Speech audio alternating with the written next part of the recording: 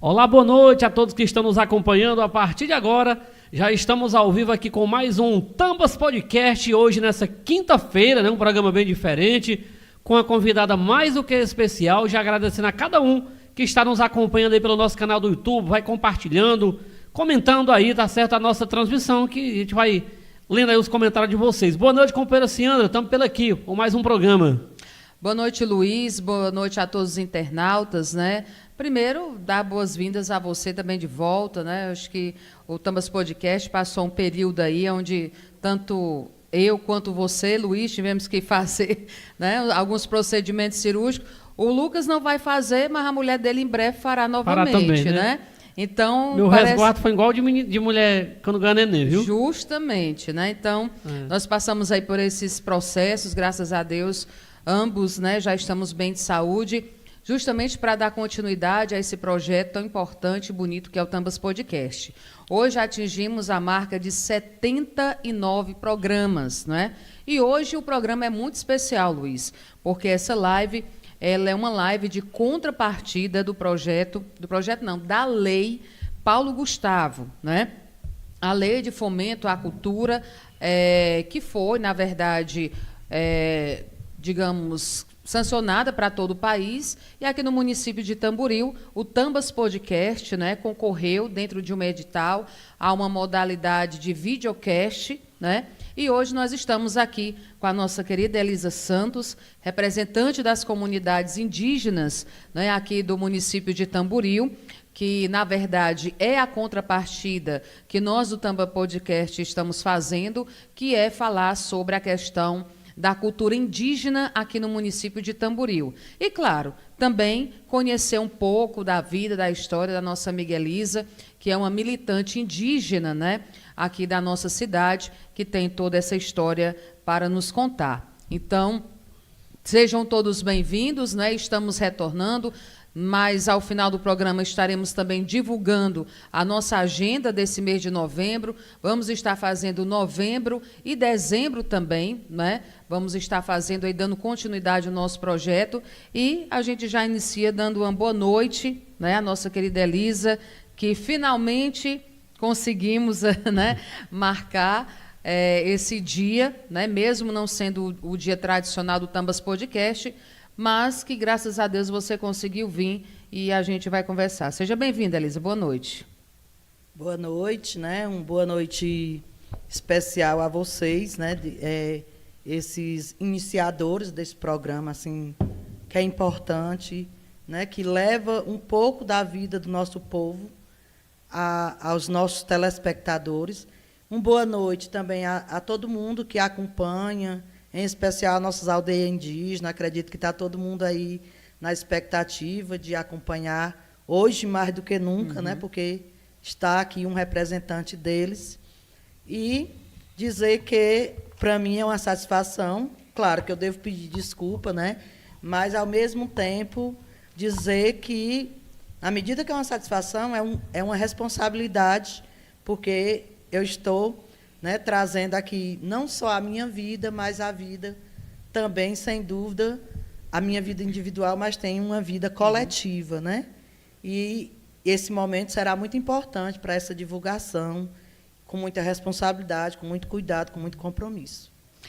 Elisa, a gente sempre começa, né, o Tambas Podcast com os nossos convidados, fazendo um pouco um resgate, né, da história de cada convidado, para falar um pouco das suas origens, aonde nasceu, aonde cresceu.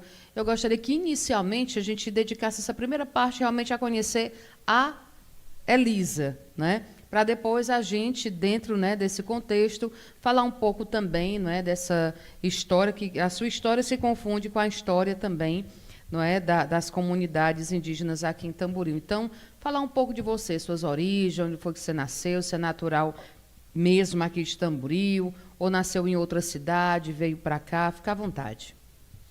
Então, né, eu sou Elisa, gosto de ser chamada Elisa Potiguara, sou nascida na aldeia Viração, no município de Tamboril, sou filha de João Chico e Socorro Tibúrcio, sou neta de Maria Ciana, de Chico Ciana, animadores de comunidade, das primeiras comunidades eclesiais de base, de João Tiburcio e Cândida. Sou casada com Erivaldo, sou mãe de Yasmin, de João Vitor, de Antônio Vinícius, de Maria Cândida, que para mim é a minha que mais se destaca, porque é uma guerreira, ela é cardiopata e vem vencendo, já está vencendo há 6 cirurgias cardíacas, e aí essa menina que me dá força todos os dias. E, né, estudei desde muito cedo, né? Papai dizia que a única herança que se pode deixar é o estudo. E ele sempre cuidou disso com muito carinho, com muito cuidado, com muito compromisso, com muita responsabilidade. E eu estudei na nossa comunidade, na época, tinha os anos iniciais, e eu fui estudando lá até enquanto tinha. Depois, fiz o percurso de 5 quilômetros até o Curatis, para os anos da quinta série, que a gente chamava, na Aldeia Viração. Antigo fundamental. Na Aldeia Viração só tínhamos até a 4ª série, então a 5ª série a gente tinha que vir para o Curatis, pela uma vareda, a pé, às 11 horas da manhã a gente já fazia esse trajeto até o Curatis. E aí, no 6º ano, na 6ª série, né, eu fui para Nova Russa até o 6º, 7º, 8ª série, que é onde a gente concluía. Eu fiquei em Nova Russa com a irmã minha, terminei lá, e foi quando, né, de fato, a comunidade começou a despertar para o reassumir da identidade do povo potiguara. E aí a primeira lembrança que veio, olha, temos uma parente nossa estudando, então por que não ser ela uma das que venha para ajudar o nosso povo? Então, foi aí, né, que eu diria que em 2001 eu comecei as minhas primeiras experiências de educadora, com a educação escolar indígena, lá nas multisseriadas da vida, lá na Aldeia Viração. Você sempre viveu, né? Eu sei que você teve que se ausentar por a questão de estudos, né, de formação, fora ali da região da Viração. Mas, como você disse, nasceu e cresceu ali. Se fatos da sua infância ali que você lembra, que talvez já lhe remeta a essa questão das raízes indígenas de vocês, Elisa? As lembranças que eu tenho, né, é das rodas de conversa também que a gente escutava, né? A gente era uma comunidade que não tinha energia, e toda noite, cedo, era servida a janta. Somos pessoas de famílias grandes, né? Sim, uma extensão de filhos, 10, 11 filhos. Cedo, a mãe acendia a lamparina, era no querosene, dava a janta, e a gente ia para a casa do vizinho. E lá acontecia as rodas de conversa, e era lá também que a gente escutava as dificuldades, né, que o nosso povo passava. E assim, o nosso povo era discriminado por ser chamado os brabos da Viração, os índios da Viração, e isso o revoltava, né? E às vezes, eu já vou pular um pouquinho na frente para dizer que quando a gente começou a discutir um pouquinho sobre a identidade indígena, o pessoal, não, nós não somos isso. Porque de tanto ser chamados de os índios, os brabos da Viração, isso ali era reafirmar o que a região, o que o povo, as comunidades da circunvizinhança dizia. E uma vez eu escutei a minha mãe dizer assim, pois não é que nós somos índios mesmo? Embora a gente hoje não use mais esse termo índio. Ou você pertence a um povo, potiguara, tabajara, ou você é um povo pertencente ao povo tradicional, mas índio, historicamente, a gente sabe que a gente não é, porque índio está ligado à questão da Índia, onde o povo primeiro chegou e acha que chegou na Índia. Por isso foi dado esse nome. Indígena ainda é um nome que permanece, né? Mas acho que uma das identidades que mais nos identifica é isso, pertencente ao povo potiguara, povo tradicionais. Os povos tradicionais, né? Isso. E aí, assim, falar do nosso povo, eles passaram por tantas situações, né? E por isso, talvez hoje o povo lá da Aldeia Viração, se você for olhar, são os primeiros que iniciaram as comunidades eclesiais de base. Você poderia falar um pouco de como se deu esse início lá também da comunidade? Pronto. Porque, assim, foram os primeiros que iniciaram a necessidade das comunidades eclesiais de base, foram os primeiros que começaram a necessidade de se criar um grupo, eu não queria dizer um partido, mas um partido que representasse aquele povo, com aquela reivindicação. Então, assim, as comunidades eclesiais de base, por quê? Né? A gente sabe, né, que a Igreja, e a Igreja Católica, ela foi uma das mais, eu diria, que mais prejudicou a história dos povos indígenas. E aí eu falo da Aldeia Viração, porque o nosso povo, eles usavam o hábito da cura pela reza, nos animais, nas pessoas. E aí a Igreja chegou e disse, se você fosse confessar, né, o confessionário, né, se você fosse confessar, você não pode usar esse hábito satânico de curar um animal pela uma reza que não se sabe de onde é. E aí, assim, o nosso povo parou de fazer essa prática da cura. Às vezes o animal estava lá no mato, sabia que estava perdido, porque estava com alguma bicheira, como a gente chama. E, às vezes, o pessoal usava, está em tal região, e usava a reza naquela região.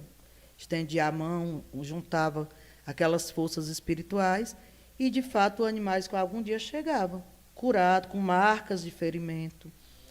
E aí, o que acontece? Eles pararam com isso. Então, assim, desse lado, a gente considera que a Igreja Católica, não é a Igreja em si, as pessoas da época que conduziam, foram perversas. Né? Foram perversas com nossa espiritualidade, com o nosso jeito de acreditar na força dos encantados, da natureza, da presença de Pai Tupã, por essas forças. E se parou. Mas depois foi essa mesma igreja que chegou lá na comunidade, pela pessoa de Dom Fragoso, e disse, olha, vocês têm que se organizarem. Vocês têm que parar de buscar água a 5 quilômetros de distância. A gente buscava água, quem conhece a Viração, lá no Curatis, lá nos rios do Curatis, num pote trazido na cabeça. A gente tem um mito da Índia Maria, que mito a gente diz que é uma lenda, é algo... Mas não, o mito é verdadeiro. Maria morreu trazendo um pote d'água na cabeça. Então, assim, e hoje, lá na Aldeia Viração, por que é um mito? Que a gente chama? Porque a gente entende que a Maria, a gente criou o mito, tem um mito escrito, que nas buscas d'água, né, da Aldeia Viração do Curatis, isso a gente trazia para os consumos diários. Os animais iam para lá, se deslocavam até lá. E, numa dessas idas, Maria vinha da escola, estudava no Curatis, 17 anos, vinha com o pote, ia para a escola, estudava, depois pegava o pote d'água, trazia. E vinha para casa. E na ida para a Viração, é subida. Na grande maioria é subida. A ladeira, né? É. E não é por aquela estrada boa, não. É por um pé de serra. Era as varedas que tinha, né? É as varedas. E lá, nessa subida, ela caiu e faleceu. Ela despencou de uma altura e faleceu. E a gente conta no mito que a comunidade fez ritual toda a noite, né? Entristeceu com esse momento e enterrou o corpo dela no centro da aldeia. E, com o tempo, né, dos pertencentes do povo sonhou com Maria, ensinando a cavar poços e cacimbas. Que a terra estava fértil. E que o corpo dela havia se transformado num rico lençol freático.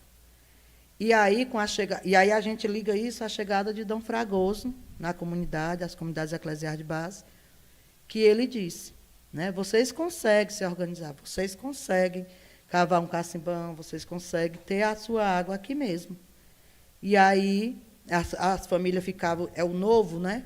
Ficavam receosas. Os meninos vão cair dentro do cacimbão. E essas coisas que é muito era algo novo, da né? cultura, né, também. E aí começou-se, de fato, né, resumindo toda essa história hoje, na aldeia Viração, eu diria que os mais novos não conhecem o processo de falta, de dificuldade de falta de água. Tem água na sua torneira. A gente passou por um processo de secas, assim, consequentemente, e a gente não precisou, né, de ser abastecido por carro-pipa, como em muitas comunidades que a gente acompanha. E a gente acredita também que essa terra se fertilizou. Na entrada da nossa escola indígena Alto da Catingueira, a gente tem a imagem bem grande de Maria, estampado, cabelo azul, acreditando nessa transformação do seu corpo no rico lençol freático. E aí, voltando para a questão das SEBs, a SEBs chegou, né, na nossa comunidade, a gente foi acreditando na organização por via disso. O nosso povo começou a andar, né, caminhando de comunidade em comunidade, fazendo os encontros, noite a noite. E assim também começou-se também a construção do Partido dos Trabalhadores. E esse partido, ele começou sendo construído e discutido lá dentro da aldeia, hoje no colégio municipal, né, que a gente sabe que por muito tempo houve um poder político muito opressor, né, que viveu aqui em Tamboril, que governou em Tamboril. E o que acontecia? O nosso povo era expulso do prédio. Vocês estão falando de política, vocês estão falando de comunidade, vocês estão falando de PT, de comunismo. Uhum. E aí o que o nosso povo fez? Construiu um centro comunitário, na época apoiado pelo sindicato, os trabalhadores rurais, a primeira organização criada para defender e representar, né, o povo, né, os agricultores. E lá foi se discutir tudo isso, criação das primeiras comunidades, criação do Partido dos Trabalhadores, e também a comunidade disse, chega, os nossos alunos não vão para essa escola não nos representa. E aí tiraram todas as crianças, né, da rede, e, na época, começaram a pagar a Sebastiana Damasceno, Socorro Santos, porque, na época, eram funcionários da rede municipal, mas foram demitidas por estarem apoiando Fazendo parte também desse movimento. Essa ideia, essa ideologia de comunidade eclesial de base, de partido de trabalhadores, né? Como se dizia, um grupo comunista, né? E aí, depois que elas foram demitidas, a comunidade mesmo foi articulando um recurso e foi pagando elas, e elas foram ajudando os nossos lá no centro comunitário. Então, assim, mas como assim? Por que vocês quiseram uma escola indígena diferenciada se já tinham uma rede municipal atuando? Porque o nosso povo acredita numa educação que nasça da luta para a luta. Não dá para ser uma escola distante da vida do povo. Tem que ser uma escola ali, unificada, preocupada e construindo junto com o povo. E é isso que a escola indígena hoje Alto da Catingueira é. Elisa, você, na verdade, contou mais, saiu da sua vida pessoal, né? Como eu disse, são duas coisas que estão entrelaçadas, que se confundem, né? Eu acredito que você, quando fala, né, dessa parte da sua vivência, mas eu queria que você relatasse do ponto de vista da tua experiência pessoal, né, nessa construção, porque, digo mais uma vez, você disse que nasceu e se criou lá e acompanhou todo esse movimento de perto, né, não só como alguém que estava vendo as coisas acontecerem, mas como uma pessoa que participou também, né, ativamente dentro disso. Lógico que, se a gente for fazer uma cronologia de anos, né, você já pegou essa história já um meio encaminhada, né, uma luta antiga, mas que você já nasceu no meio dela e, aos poucos, foi se envolvendo. Então, eu queria que você relatasse, na verdade, essa tua vivência. Como foi que você iniciou? Você mesmo começou a estar contribuindo ativamente para essa ideologia também acontecer? Aí assim, né? Enquanto criança, a gente tinha as brincadeiras debaixo dos pés de pau, né? Sim. Com as bonecas de sabugo e tudo mais. E eu já era a professora, né? No meio das minhas amigas, eu já era a professora, tinha aquela discussão, né, de quem ia ser, e sempre eu vencia que eu ia ser a professora. E assim, como eu já citei, e aí é muito complicado falar de mim realmente, e não, de repente, estar no meio desse coletivo, dizer que, né, quando voltei, né, que cresci nisso e fui estudar fora, me ausentei, né, desde 96 até 2001, um ausente que nas férias eu estava lá, sempre que dava eu estava lá, e as experiências, as contação de história, ia me encantando e, ao mesmo tempo, que me revoltava, né? Como o jeito, né, do nosso povo, às vezes, ser expulso. Aí, quando essa construção da discussão, né, do Partido dos Trabalhadores, da comunidade eclesiástica de base se firmou, nosso povo foi expulso de cima de carro. Desce daí que tu é um PT. Né? Então, às vezes, tinha que vir para cá, para Tamboril, ou no jumento, ou de pé, porque o carro da época que fazia o horário não trazia, porque aquele era um comunista. Né? E outro dia eu até perguntava, assim, me diga de verdade o que é comunista, se às vezes é isso que ainda a gente escuta hoje, viu?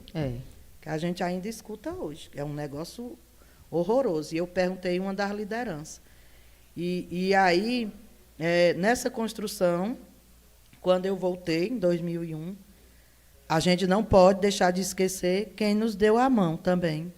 E, na época, na região, já existia uma articulação, né, de autoidentificação, que era em Monsenhor Tabosa, na aldeia Mundo Novo, a liderança Teca, para quem não conhece. Né? E ela disse, a gente conversando, nas conversas, ela falou assim, ei, peraí, gente, vocês são... porque o nosso povo, historicamente, ele veio do Rio do Sangue, expulso de uma guerra lá. Quem fez a gente entender isso, né? Para quem conhece, e todos conhecem, o professor Pinheiro, ele, numa pesquisa que a gente fez, ele disse, quem foi originário do Rio do Sangue, o que é o Rio do Sangue? Na região do Baturité, da Serra do Baturité. Foi uma grande briga de índio contra índio. Por que essa briga de índio contra índio? Porque aqueles que eram manipuláveis, né, pelo poder opressor de novo, né, brigava contra aqueles que não se rendiam. E aí foi uma guerra tão grande de chegar a atingir o rio. E o nome ficou Rio do Sangue. E a gente veio dessa região. Nossos primeiros povos que chegaram na viração vieram fugir dessa guerra, né, do Rio do Sangue. E para dizer o quê, né? Para dizer que nessa conversa a gente entendeu. Realmente, nos chamavam brabos, nos chamavam índios, porque é isso que nós somos. Então, a gente vai se articular, a gente vai se organizar, e eu era, junto com outros integrantes, de frente dessa articulação. Mas a escola indígena diferenciada não é uma escola convencional. É uma escola com suas especificidades. E a gente foi fazer um magistério a nível de ensino médio. Um dos professores era o professor Pinheiro, e aí a gente tinha Gilvan, que era linguístico, era de outro estado. E aí a gente foi cada vez mais compreendendo e firmando o nosso pé. Realmente. Nós somos povos, né, e pertencemos a uma etnia. A gente, na época, a Teca, né, estava se auto-identificando como potiguara, a gente se identificou. Mas Padre Helênio, depois o pessoal disse, eita, mas Padre Helênio já dizia, vocês são do povo Tabajara. Mas como a gente já estava articulando e se organizando como etnia potiguara, assim a gente permaneceu. Mas a gente compreende que, embora dizendo que somos potiguara, a gente tem esse pé dentro, né, do povo Tabajara. E vocês conseguiram identificar essa linhagem a partir de alguma pesquisa histórica, da descoberta desses antepassados, né? Chegaram a montar uma árvore, digamos assim, genealógica para descobrir realmente quem era, quais são os descendentes diretos desse pessoal, né, que veio lá do Rio do Sangue para essa região da Viração. Vocês conseguiram identificar isso, Elisa? A gente, nós mesmos, não, assim, nós mesmos não. Mas Carmen, né, Carmen era uma estudiosa, na época pertencia ao CDPDH, né, e ela esteve na comunidade fazendo meu Deus, é uma tese da faculdade dela. Tem um nomezinho bonito, monografia, não. Monografia. E essa monografia dela é muito encantadora, porque a gente foi falando e ela foi pegando os nossos depoimentos e foi buscando a historiografia. E há um encontro, né, entre os relatos nossos, aí eu digo nosso, não meu, mas do nosso povo que viveu, e a historiografia que foi buscada, né, via os livros, via acontecimentos, e ela traz assim uma trajetória muito legal do que era antes do Rio do Sangue, depois do Rio do Sangue, e as nomenclaturas que ele foi ganhando, né, ao decorrer da história. Agora, se você me perguntasse que nomes eles foram ganhando, nesse momento eu não poderia dizer, nem lembrarei. Mas, assim, é encantador você poder olhar e realmente se deparar com a situação que é como se você dissesse assim, a ficha caiu. Realmente nós pertencemos a um povo que é de origem lá do Rio do Sangue, da Serra do Baturité, viemos fugido de uma guerra para sobreviver, estamos aqui hoje e a nossa missão, o nosso compromisso é a resistência sempre, diante de tantas situações que a gente se depara. E aí eu gostaria de enfatizar uma questão. Quando eu coloquei, né, a igreja veio, disse, você não pode isso. Depois a igreja veio, olha, vocês são indígenas, vocês têm que se organizar. E depois a igreja veio e pediu perdão por meio da campanha da fraternidade aos povos indígenas. Então, assim, não é, a gente fala igreja, mas a gente sabe que a igreja são nós, pessoas. Então, foram pessoas que passaram nessa trajetória que foram acertando, na verdade, foram errando e acertando. E hoje, assim, a gente percebe esse elo de parceria e de incentivo. Elisa, você mencionando, né, muitos tempos difíceis que vocês passaram na comunidade, de perseguição, né, até mesmo de discriminação. Quando realmente começou a organização da comunidade, a comunidade indígena começou a se identificar, quando de fato a vida começou a melhorar a partir da organização? Quando você menciona também, né, a questão da comunidade eclesiástica de base, e quando de fato realmente vocês começaram essa organização para que de fato a vida da comunidade pudesse dar os primeiros sinais de melhora e sair de tempos sóbrios, tempos difíceis, né? Assim, a gente, em 2001, quando eu volto para a aldeia, há essa discussão, né? E há essa discussão porque há um conflito da comunidade, dos pais, com a rede municipal da época. E aí eu digo rede municipal, quem estava no poder, e normalmente o que acontece? Quem está no poder tem a sua... naquela época tinha um povo de massa ali que eram os que conduziam a vida de uma comunidade. E com nós não era diferente, naquela época ainda mais. E o povo, né, os pais se revoltaram, não, nós não queremos nosso filho, os filhos estavam praticamente sem estudar.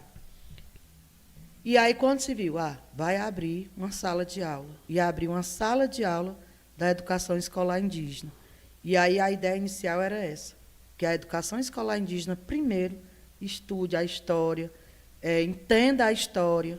Não é que os alunos vão ser privados do restante, do né, restante do conhecimento. da grade curricular, dos componentes curriculares. Mas é necessário compreender o chão da aldeia, para eu partir para outras linhas de aprendizagem. E quando a iniciou, não era assim. Era a comunidade, peraí, agora nós vamos escolher quem a gente quer. Não vai ser mais assim um poder opressor vindo dizer como é e a gente ter que engolir. A gente vai escolher, que na época nem foi ninguém da aldeia, a gente recebeu uma parente também vindo do Mundo Novo, que já vinha de uma experiência de educação escolar indígena, e ela ficou por um ano trabalhando com o grupo da EJA e com a turma de multisseriado. Isso em 2000. Aí o que acontece? Quem foi que criou o nome Escola Indígena Alto da Catingueira? A turma da EJA. E o que é o nome Escola Alto da Catingueira? Era um local que os roçados, né, onde eles brocavam, ficavam muito longe das residências. Então, eles iam, nesse alto da Catingueira, tinha uma catingueira, onde eles vinham com a safra de melancia, de girimum, até mesmo do feijão apanhado, e era lá o descanso. Então, não, vai ser esse nome que a nossa escola vai levar. Era uma catingueira que eles descansavam, era? Era uma catingueira frondosa, né? Às vezes a gente ainda vai lá visitar em momentos. Ainda não Ainda existe, tem é esse isso? espaço lá. Hoje a catingueira não existe, mas o espaço tem lá. Ainda tem lá, né? E aí a gente vai lá, né? Porque naquele tempo ainda o povo era daquele negócio, quanto mais desmatava e queimava, mais terra fértil, né? E aí a catingueira entrou nessa, né? Mas hoje, lá no local, a gente vai lá, leva uma liderança, leva os alunos e é contado. E hoje, se a gente perguntar por que a tua escola tem esse nome, qualquer aluno vai saber dizer, porque a gente leva lá, conversa sobre a história. E aí foi na EJA, que a gente conseguiu as primeiras conquistas. Porque, em vez de se trabalhar a palavra geradora, que também se trabalhava, mas lá também se elaborava os projetos. E aí, em intermédio da SEDUC, a gente conseguiu a energia elétrica para a comunidade, em 2000. E aí, o que acontece? Só que ainda foi difícil, porque disse que tinha que passar pelas mediações municipais. Ainda dependia da prefeitura, né? Algumas coisas. Pronto, e ainda o poder, né, era o mesmo, e que ou vocês cedem, ou vocês não têm nada. Meu pai era presidente da associação, né? Presidente da associação é tudo numa comunidade, que ele quem decide, né? E quantas vezes tá na janela dele, olha, só basta tu dizer, sim, vocês votam, vocês apoiam essa base aí, esse povo aí, que a energia chega no outro dia, o que vocês fizeram chega no outro dia. Calma, vou conversar. No outro dia chegava, não, a gente vai se permanecer na nossa posição. E com isso, assim, houve um processo de tortura. A energia chegou por via SEDUC, como eu disse, Secretaria de Educação do Estado, que já estava liberado, mas tinha essa impasse. Foi instalada, mas aconteceu alguns impasses, algumas falhas de ligação, começou a queimar, não chegava direito, queimava aparelho das casas, e ainda o povo, né, lá dentro, a gente chama de cabo eleitoral, né? Ficava chegando a energia na casa dele e ele comemorando o nosso fracasso da energia que não chegou direito. E aí, num dessas relações, um dos rapazes que trabalhava na energia se deu com a gente e ficou lá com a gente. Ele disse, eu vou ajeitar a energia de vocês. Botou lá uma canela e a energia começou a funcionar. Denunciaram a energia, que a gente, por conta nossa, tinha feito isso. E aí foi lá, o pessoal tiraram a canela. Aí o rapaz, não, lá num certo lugar tem uma canela que não está servindo, vamos lá pegar.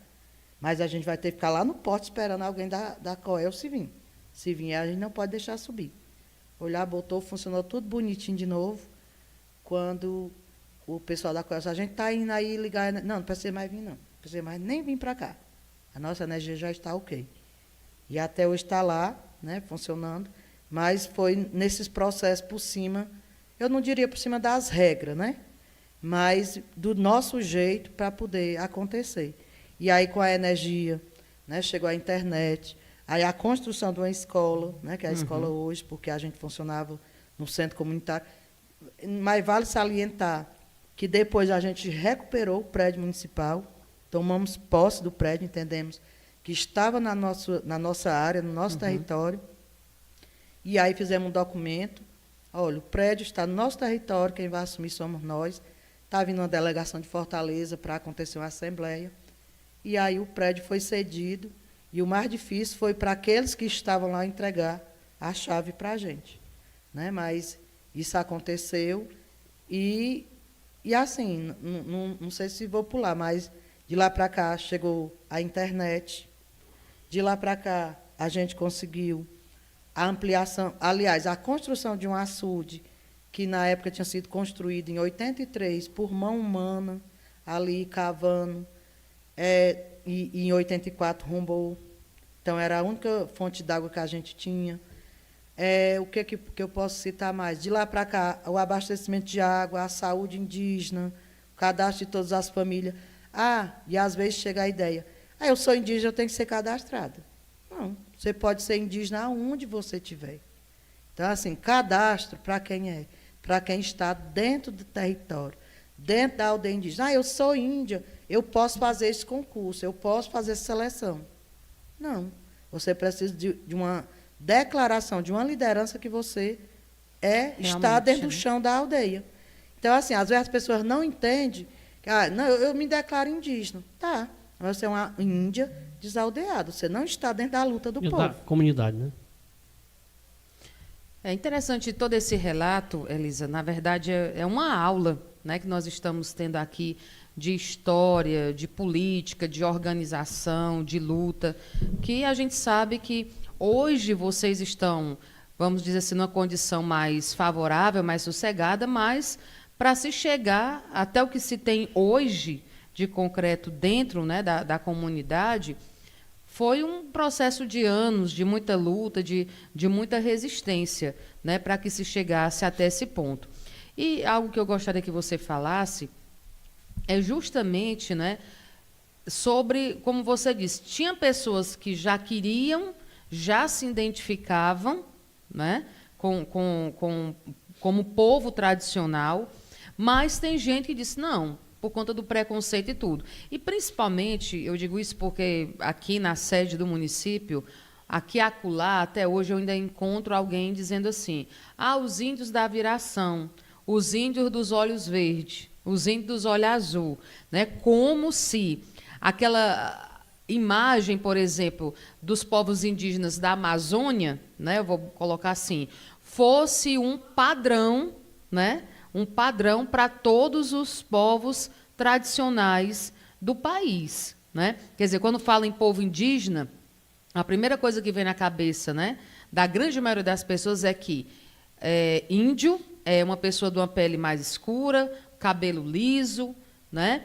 Tem todo é como se fosse um índio da região amazônica, por exemplo. Que a gente percebe também que, por conta da mistura de muitas etnias, né, e tudo, vai se incorporando, não vou dizer perdendo, mas vai se incorporando outras características genéticas, né? Mas, para vocês, como foi isso aí, na verdade, né? E como ainda continua sendo encarar essa questão? Você falar isso aí, já me vem à memória, né? Situações que a gente teve, né, que fazer BO, né, de situações de preconceito sofrida, porque a gente postou nas redes sociais, né, fotos, eventos, e aí, numa dessas fotos, houve um comentário que índio dos olhos azuis, eu vivia nessa região, nunca vi falar em índio, agora tem índio aí. E aí, como eu disse, a gente, toda a vida, a gente não... Pelo contrário, a gente dizia... A gente nem gostava de ser chamado de tal, né? Índio. porque já compreendia que índio era alguém da selva, né, alguém que não se socializava. E a história nos fez enxergar que não, que de fato a gente é de origem de povos tradicionais e que a gente tem uma luta aí grande, não acabou ainda não. Né? A gente vai sofrer porque sempre que retém a memória de povos indígenas, embora indo nas nossas escolas, vendo o nosso toré, escutando a nossa música, escutando os nossos relatos, escutando o nosso mito, ainda quando a gente vai na escola para ver a socialização, ainda tem umas coisas lá. Uma comida tradicional dos povos indígenas a tapioca. Quem disse que hoje a tapioca é só tradicional dos povos indígenas? Uhum. Né? E quem disse que uma pessoa que se identifica como um povo, ela pode dizer que não gosta de tapioca, e ela vai deixar de ser índia por isso? Ou pertencer a um povo por isso? Né? Então, dormir de rede ou coisa do tipo. Então, realmente, ainda na Amazônia, a gente tem povos que não passaram pela civilização perversa que é. O Ceará foi um dos primeiros que sofreram com a civilização. E quem conhecer, né, quem quiser também conhecer um pouco, estude sobre a lei pombalina, Marquês de Pombal. Quem foi Marquês de Pombal? O que foi que ele fez no Ceará? Né? Ele instituiu uma lei que não existia povos indígenas no Ceará. E o que foi que ele fez? Quem falava alguma ideia que fosse indígena tinha que parar de falar, tinha que casar com não índios. Então, assim, ele conseguiu fazer toda essa mistura e ainda decretar essa lei que não existia povos indígenas no Ceará. E aí vem, de lá para cá, governos que diz assim, existe povos indígenas no Ceará, e reconhece, tanto que reconhece, que lançam um concurso público para professores indígenas do estado do Ceará. Hoje nós temos 106 professores indígenas concursados nas escolas indígenas do estado do Ceará. Então, assim, eu não vou chamar de contraditório, mas vou dizer que a gente cresceu, a gente conquistou e a gente hoje, né, a gente usa um termo de dizer que nunca mais um Brasil, né, nunca mais um estado, nunca mais um município sem nós, porque a gente precisa construir com nós, com a pertença de cada riqueza, com cada diversidade que tem no município. E eu não digo só nós indígenas, temos quilombola e quantos outros povos aí que estão aí, que não estão valorizados, que não estão se organizando. Cadê os povos de terreiro? Cadê os ciganos? Cadê? Esse povo está por aí. Né? Eles estão organizados, eles estão demarcando seu território, se empoderando, né, das suas identidades. E aí, muitas vezes, a gente se sente assim um pouco como se... como é que eu posso dizer? Que a gente é munícipe, a gente pertence a um território, mas tem hora que os povos indígenas ficam de fora dessa construção. Né? E a gente tem muito para construir, tem muito para ajudar. E o VEIP Itapeba hoje está lá na Secretaria de Saúde, está lá na Secretaria Especial, que é uma Secretaria de Saúde dos Povos Indígenas, e ele disse para o Lula, antes do Lula ser eleito, olha, nós, povos indígenas, queremos construir esse país junto com você. E hoje está lá a VEIB, e quantos outros parentes estão lá? No Estado hoje está lá Secretaria dos Povos Indígenas, nós temos a Secretaria Estadual dos Povos Indígenas, com representantes indígenas, e aí está na hora do nosso município acordar. Nós temos povos indígenas, nós temos diversidade nesse município, vamos abrir espaço para esse povo. Esse povo tem muito a construir. É interessante você falar isso, Elisa, porque, assim, Tamboril, na sua própria cultura, nós já tivemos pessoas mais maduras, pessoas mais experientes da história do nosso município. A gente tem uma história cultural muito machista, muito misógina, muito excludente, né? Que é realmente o resultado pela nossa própria colonização, vamos dizer assim, né? Lá do capitão, junto, né, com a dona Ana, aquela coisa toda, que eram já famílias tradicionais de outros territórios, com outra cultura, que chegaram aqui, se estabeleceram, e dentro da cultura deles tentaram, na verdade, né, organizar o povoado e todo o contexto histórico.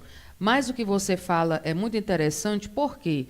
Porque aos poucos a gente percebe, né, que, embora ainda, né, de certa forma lento, mas que graças a Deus está acontecendo, essas outras organizações, né, como você fala, da diversidade, que hoje, se não me engano, tem até uma coordenação municipal a respeito disso, tem uma ONG também, não é? Temos várias lideranças, né, do próprio município aqui de Tamboril se organizando. Hoje, por exemplo, uma coisa que eu acho que nunca ninguém imaginava, era no próprio... ali onde se coloca a bandeira do município, por exemplo, né? Esqueci o nome ali daquela estrutura, Lucas. O Master? Onde a bandeira, o mastro, pronto. No próprio mastro, aonde durante a maioria do ano, né, está lá repousando repousando não, tremulando, né? Repousando porque estava morto, mas tremulando a bandeira do município. Você vê tremulando a bandeira do Brasil, você vê tremulando a bandeira da diversidade, né, que inclusive na primeira vez chocou muita gente, pessoal, né, foi para a rede social, disse lá um monte de besteira. E a bandeira também das comunidades tradicionais, dos povos, né? Também se celebra isso, mas também é uma maneira de, olha, nós existimos, nós estamos aqui, né? Nós também fazemos parte dessa construção, como você disse. E eu me lembro disso porque nós já tivemos relatos e relatos de muitas pessoas, né, que tiveram uma história também de luta e de resistência para se chegar até o ponto que se chegou. Então, essa história que você traz, em específico da Aldeia Viração, da comunidade da Aldeia Viração, ela, na verdade, é um exemplo para todo o restante do município. Por exemplo, hoje nós temos lá a comunidade, onde nós já temos outras ali também, né? Eu queria que você falasse também como foi que, a partir dessa ideia, principalmente ali naquela região, aos poucos outras localidades, outras comunidades também foram se identificando, foram se reconhecendo e foram buscando também as suas origens, Elisa. Então, Ciandra, a gente foi, né, se fortalecendo na caminhada, né, e foi entendendo a aldeia sítio, lá é o nosso povo.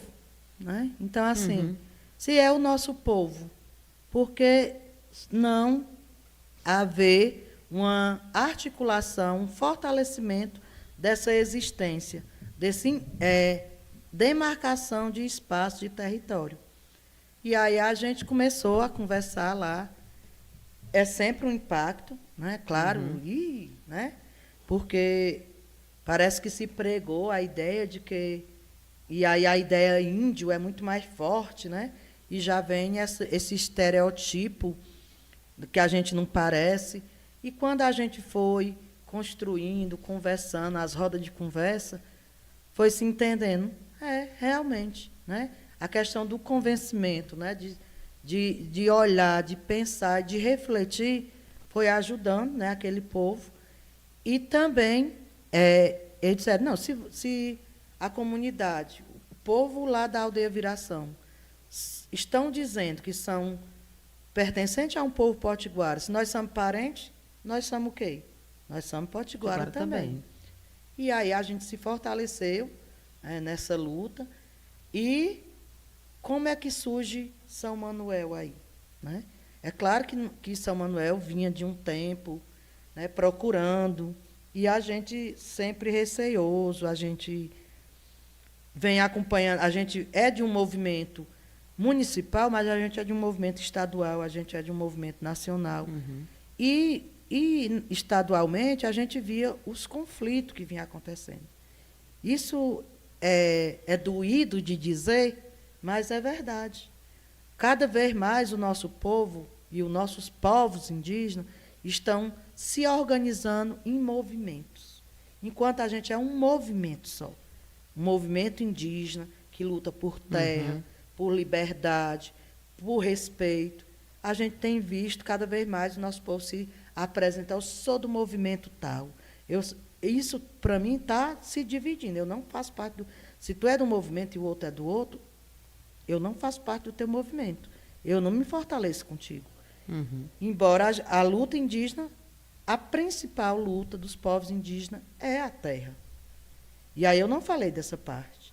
Que a terra ela foi tirada. Ninguém está pegando terra de ninguém. Ela foi tirada. Hoje a gente vive num estreito de terra na viração porque a gente arrematou a terra de pessoas, porque a terra era aberta, a terra era um local de produção sem cercamento. Chegou um povo mais sabido lá, foi dizendo, aqui é terra de ausente, aqui é terra de ausente, e foi cercando. Quando o nosso povo viu, o nosso povo estava sem lugar para ficar. E eles estavam lá quando essas terras de ausente chegaram. E aí o que acontece?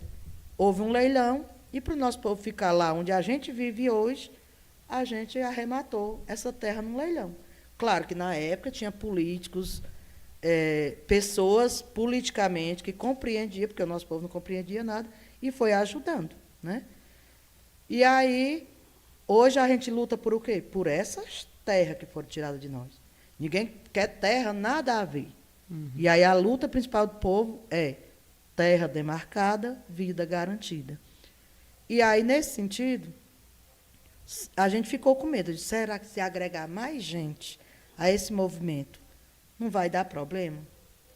E aí, numa assembleia que aconteceu lá na Aldeia Viração, a Assembleia Estadual, anualmente acontece essa Assembleia Estadual dos Povos Indígenas, eles levaram uma carta pedindo apoio do movimento indígena do estado do Ceará, e, em especial, a nós, que estávamos mais próximos. E aí o movimento indígena disse que era importante. Eles são parentes de um povo que já se identifica lá na aldeia Rajada, no seu Tabosa. E aí, assim, dizer que eles não eram, não cabia a nós. Se eles estão dizendo que são, ninguém tem o poder de dizer que não é. E aí a gente apoiou, né, se articulou junto com eles, como vem se articulando. É um povo que tem demonstrado assim muito fortalecimento, né?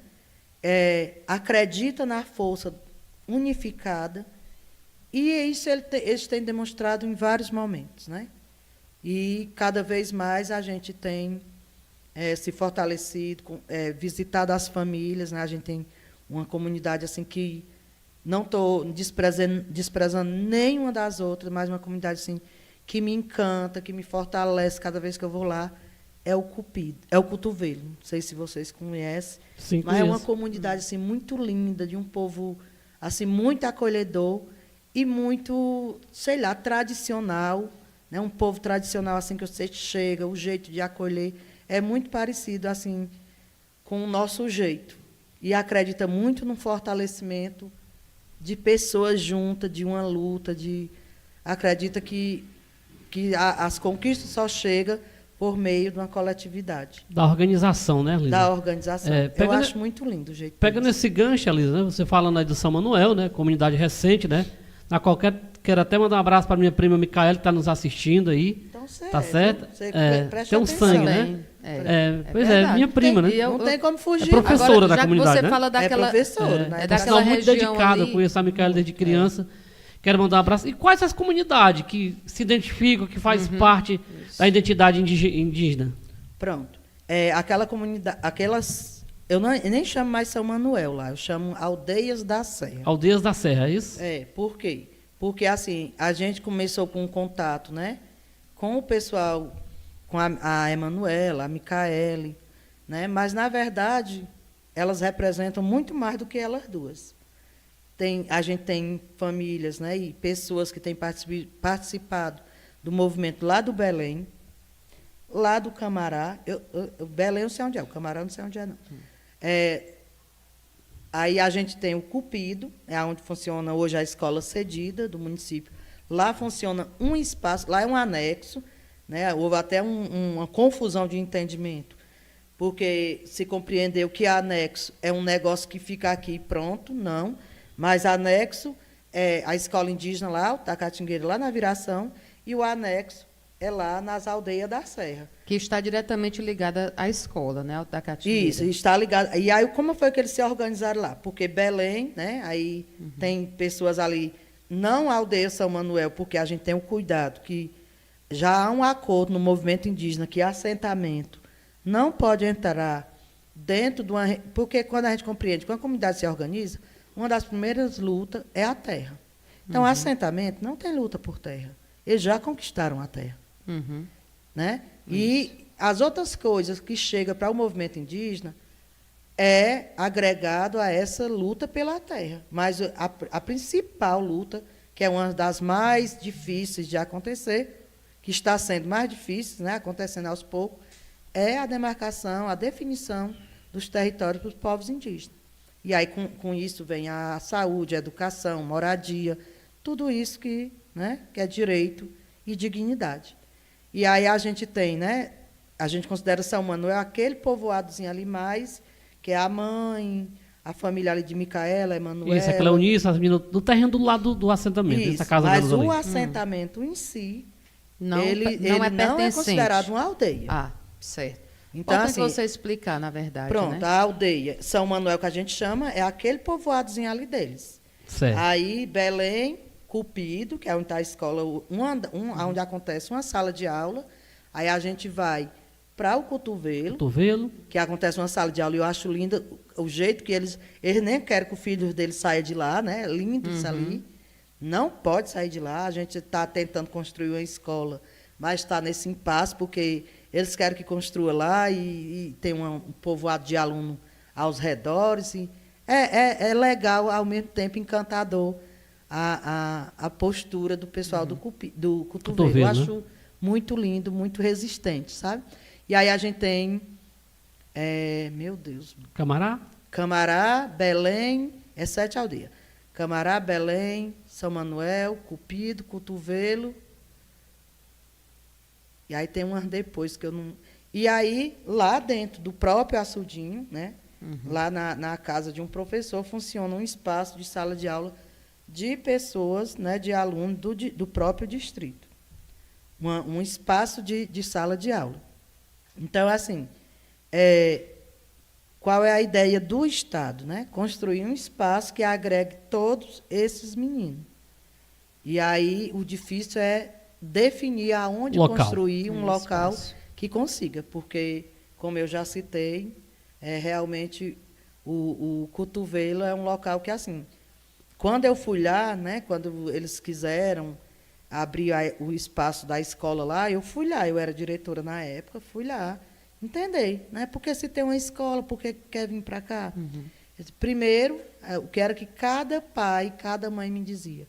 Primeiro, porque a gente compreende que a gente precisa compreender a nossa história. Segundo, porque os nossos meninos têm que estudar no nosso local. E aí se deslocar, acho que era o distrito que eles se deslocavam, eles não queriam.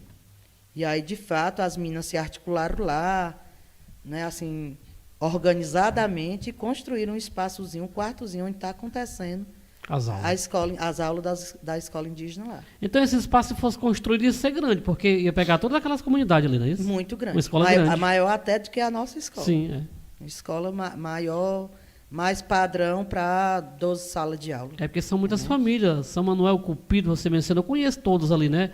Belém, aliás, o Camará, né? E o próprio... o outro que você falou é o Camará, o Belém, o Cupido, o Cotovelo. Cotovelo, isso. Cotovelo eu conheço. E tem são todos do lado do açudinho, né? A sede aqui. Belmonte é ali perto. Belmonte. Belmonte é mais lá em cima, lá. Pois tem essa... Em uma conversa que a gente teve com os representantes da saúde, para cadastramento daquelas famílias, a gente teve a oportunidade de conhecer representantes dessas aldeias. É interessante você falar, porque, assim, se for olhar toda essa parte histórica realmente, né, devido à questão do parentesco, né, desse pessoal espalhado nesse território também, ali o Açudinho é um distrito... É uma família só, né? Um parente mora aqui, o outro parente mora ali, né? É como nós da Viração. Isso. E aí, no caso, eles são Tabajara. Por quê? Pela ligação que eles têm com a tia deles, que mora lá no Rajado, que é Tabajara, Historicamente, eles são Tabajara. E aí a gente, né, se auto-identifica como Movimento Potiguara e Tabajara de Tamboril. A Micaela está nos acompanhando, acabou de mandar mensagem. Abraço, meu primo. Estamos acompanhando aqui na aldeia São Manuel, né? E mandando um abraço para você, que você é uma das grandes lideranças no movimento indígena do município de Tamboril. Obrigada, Emanuela. Micaela. A Micaela, isso? Elisa, você pode tomar um pouquinho d'água aí, enquanto a gente faz aqui os nossos, né, apoiadores, né? Inclusive os nossos apoiadores, a gente manda um forte abraço, na verdade. Estamos voltando, né, com tudo agora dessa vez para darmos continuidade à sequência de programas aqui do Tambas Podcast, né? Então a gente abraça carinhosamente a todos os nossos patrocinadores também desse importante projeto. A loja de eletrodomésticos e móveis, a loja Eletrolar, do nosso amigo José Wilson Vasconcelos, o Nix Artesanais, o melhor hambúrguer da cidade, nosso amigo Rainixon e toda a sua equipe. A Só Motos, né, trabalhando com venda de motos novas e usadas, com financiamento próprio, organização do nosso amigo Erisvaldo. Um abraço aí para você, Erisvaldo, e toda a equipe da Só Motos aqui em Tamboril, Luiz. Quem está com a gente também, né, a panificadora Gomes Melo, pães, lanches, bolos, salgados, servido a toda hora, tá certo? Ali no centro de Tamboril, aceitamos encomenda, organização do Almir e da minha amiga Wanda. Água São Lucas, água mineralizada com qualidade. Ligue, peça 992, aqui tá certo? 992, você fala lá com o nosso amigo Rogério, perdão, 99, não é isso, Sandra? 99 29 85 59, né? Entregas de segunda a sábado ali no bairro do Monte Azul. Quem está com a gente também, Sandra, é a Planeta Net, internet de outro planeta, sempre com promoções para os nossos clientes. A sede da Planeta Net aqui em Tamboril é ao lado da Caixa Econômica Federal, está com a promoção, indica um cliente e ganha 50% de desconto na sua mensalidade. Bidiel Ribeiro, empresário no ramo de sushi, lá em São Paulo também, tamborilense, que apoia com o nosso projeto Abraçar o Bidiel e a todos que faz lá o sushi em São Paulo. E nosso amigo Arnaldo, do Raul Sushi Delivery, tá certo? Alô, Arnaldo, catundense, gente boa também, apoiando o nosso projeto Tambas Podcast, a qual a gente agradece aí pelo carinho. E também agradecemos aí, na verdade, a Lima Alves Construções, tudo em material de construção, Felipe Projetos, especialista em projetos arquitetônicos, projetos complementares, elétricos, hidráulicos, hidrossanitário, projetos em 3D, ambientações e fachadas, trabalhamos com ART. Para mais informações, você pode estar buscando o nosso contato aí pelo Instagram e também pelo telefone 99300 7980.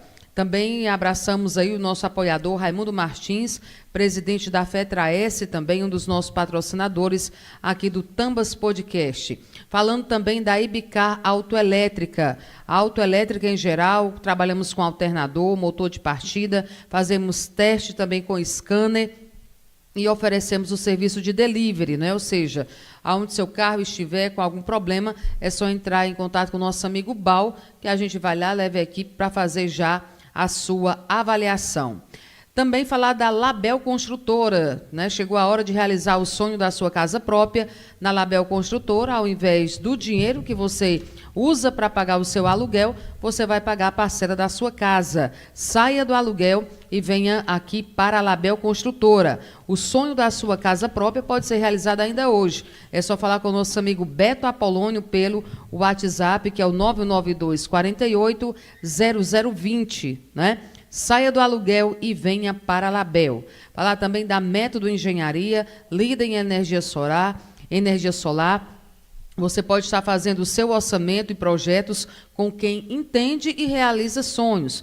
Organização do nosso amigo engenheiro Djalma Jorge, qual a gente manda aí um forte abraço. Também vamos falar do Cartório Pinheiro Nogueira, cartório de primeiro ofício de registros, notas e protestos, organização da doutora Cecília Pinheiro, ao qual a gente manda também um forte abraço a todos. Quem está nos acompanhando, Sandra, manda um abraço, né, a todos os povos indígenas, sim, de todas as etnias, né?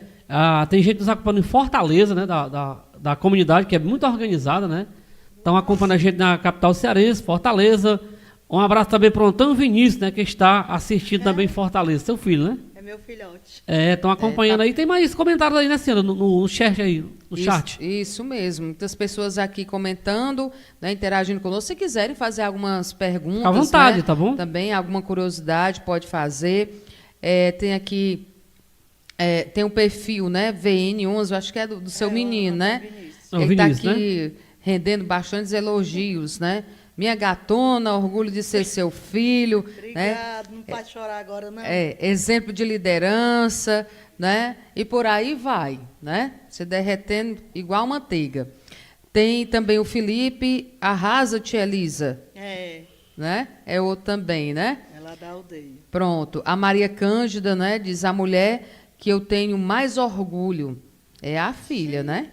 Também dizendo, orgulho de liderança, diga que o povo avança e avançaremos. Né? O Gênio Santos também, nosso amigo Gênio, forte abraço. Né? Grande. Parabéns todas e todos que fazem a aldeia indígena da Viração. Né? O João Vitor já diz, minha rainha. Né? E a Maria Cândida volta, você é minha princesa. Eles estão aqui enchendo o chat de vários elogios, né? Isso mesmo. A mãe de vocês é tudo isso e muito mais, né? Temos aqui a Francisca Antônia, né? Souza Costa. Parabéns, dona Elisa, você é uma mulher maravilhosa. A Maria Cleonice, né? Ela disse, esta representa a nossa aldeia. Parabéns, minha irmã. E o Gene volta dizendo, aldeia indígena de Viração, um exemplo de luta, resistência e organização popular, comunitária e também política. Né? E a Simone Rodrigues, parabéns, comadre Elisa. Né? Esse povo aqui conhece quase todo, né? Ainda me lembra aí bastante bem. As nossas ex-alunas também. Né? Mas, Elisa, na verdade, quando a gente vai, né, e fica escutando você fazer esse relato, realmente é como você disse, toda a história, não é uma história de luta, de resistência, mas também muito encantadora. Principalmente quando a gente vê as pessoas realmente tendo essa oportunidade de descobrir as suas raízes, de descobrir a sua história também e, claro, né, se reconhecer. Hoje, né, a gente que trabalha na educação, a gente sabe que é uma luta também do próprio governo federal, e hoje isso está vindo mais forte, principalmente para dentro das nossas escolas, que é a questão da autoidentificação. Né? Como você se identifica? Mas não é só dizer assim, eu sou indígena. Sim, mas baseado em quê? Né? Eu acho que a gente tem que ser responsável, né, também nesse sentido. Por exemplo, eu não posso, porque eu quero, porque eu sinto. Não, né? É uma identificação responsável. E isso tem sido também, de certa forma, uma dificuldade para a gente explicar para os nossos alunos, para os nossos jovens, para as famílias. Né? Porque, por exemplo, nós temos também as comunidades quilombolas aqui no município de Tamboril, mas muitas vezes esses alunos estão dentro da nossa escola, mas lá eles não estão declarados como quilombolas. Né? Ou seja, então, é um grande desafio também organizar essa identificação. Né? E como é uma identificação autodeclaratória, isso historicamente já tem aí movido processos e tantas coisas, principalmente quando a gente fala da lei das cotas raciais, né? Que muitas vezes as pessoas dizem, eu sou preto, eu sou negro, né? Mas quando vai para as suas características, né, realmente não condiz com aquilo. Não, é porque eu me sinto, eu me identifico. Então, isso não é só se sentir, não é só se identificar, mas é ter também essas, não vou dizer, porque tem que ter a característica tal e tal, mas tem que ter todo um conjunto, né, de base também, de consistência para você chegar e dizer, eu sou negro, eu sou amarelo, eu sou indígena, né, identidade, eu sou pardo, e ter todo esse conceito de identidade. Você, por exemplo, apesar de estar lá na aldeia, mas hoje, até mesmo dentro da própria aldeia, você ainda encontra pessoas que têm essa dificuldade realmente de se identificar e até digo, né, de seguir realmente essa tradição da comunidade? Ainda tem alguma resistência ainda, você percebe? Então, né, antes de te responder, eu queria dizer assim, a nossa aldeia, né, a aldeia Viração hoje, né, ela é formada, aonde você chegar, você perguntar, tu é parente de fulano? Porque normalmente tem os mais velhos que a gente conhece. Todos nós na aldeia somos parentes. E parentes primo, parente irmão, parente... Em vários mais graus, parentes, né? E na escola indígena não é diferente, né? O diretor é irmão do professor, do secretário. E aconteceu a questão de sermos cobrados pela lei do nepotismo. E aí o governador, né, como somos da rede estadual, assinou um decreto que na escola indígena não poderia ser tratada com essa situação de parentesco, porque lá na aldeia indígena, lá, a escola que é da aldeia, você vai ver que todo mundo é parente. É uma família, até né? porque todos são familiares, né? Isso. Todos moram ali. E aí, assim, hoje na aldeia Viração, se a gente for olhar, primo casado com primo, e aqueles que vêm de fora, se for mulher, a questão do machismo, né? Se for mulher, não, aí dá para nós ajeitar. Se for homem, aí há né? Sou casada com um rapaz que veio de fora. Penso como tem sido difícil envolver esse rapaz no pertencimento do aceitamento, né? A gente já está há 22 anos casado, eu acredito que foi uma luta grande até casar, então, era todos os defeitos possíveis. E depois de que não deu jeito, né, que teve que casou mesmo, aí aos poucos, né, a gente foi percebendo o quanto é difícil para a aldeia aceitar um homem vindo de fora, né? De fora, né? Vindo de fora, que não tem nenhum parentesco com o povo. E aí, nesse sentido, o cuidado que a gente tem, né, de fazer com que as nossas crianças entendam o que é a identidade indígena. Né? E aí tem essa questão, mas eu sou branco e sou louro, né?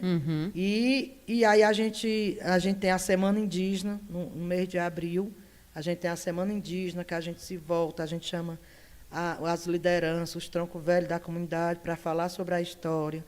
A gente tem a Semana de Ana Pitaguari, em agosto, que a gente fala sobre a violência contra a mulher.